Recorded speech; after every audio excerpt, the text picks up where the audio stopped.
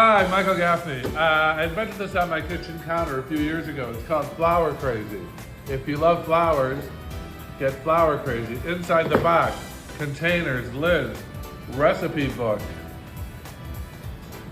Let's do this one right now, right on the cover of Flower Crazy. I'm going to do it in about 60 seconds. All the flowers, the secret is, all the flowers are cut one length.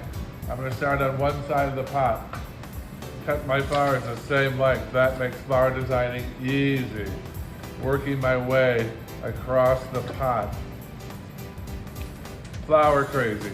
Cube or cylinder, your choice. I like the cylinder and everybody likes the cube.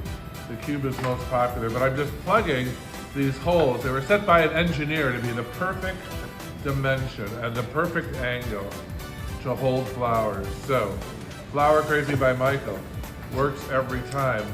The secret is its architecture. The distance from here to here is the same. From here to here is the same from there to there. So all the flowers are cut one length. That's a top secret I just gave you. Flower Crazy by Michael.